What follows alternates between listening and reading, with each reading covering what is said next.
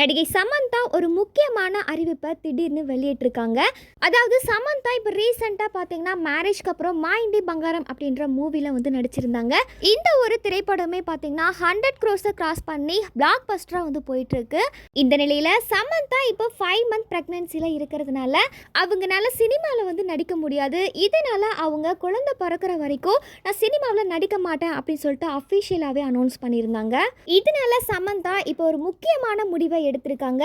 அதாவது திரைத்துறையில் இதுக்கப்புறம் சமந்தாவால் நடிக்க முடியாது அப்படின்றதுனால சின்ன திரையில் அவங்க என்ட்ரி கொடுக்க போகிறாங்க அப்படின்னு சொல்லிட்டு சினிமா வட்டாரங்களில் அதிகம் பேசப்பட்டு வருது. சமந்தா சின்ன திரைக்கு என்ட்ரி ஆகிறது குறித்து இன்னும் அஃபிஷியலாக அவங்களோட சைடில் இருந்து அனௌன்ஸ்மெண்ட் வந்து வெளியாகல.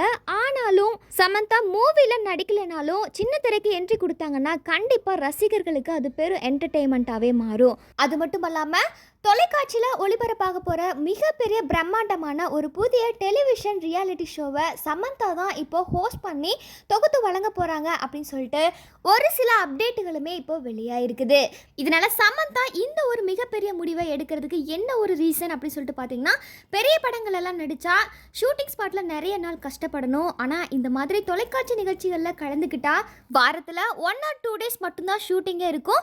இதனால் ஹெல்த்தையுமே பார்த்துக்கலாம், அதே சமயம் தன்னோட ரசிகர்களுக்கு என்டர்டெயின்மெண்ட்டுமே கொடுக்கலாம் அப்படின்றதுனால சமந்தா இந்த ஒரு முடிவை எடுத்திருக்கலாம் அப்படின்னு சொல்லிட்டு சினிமா வட்டாரங்களில் பேசப்பட்டு வருது.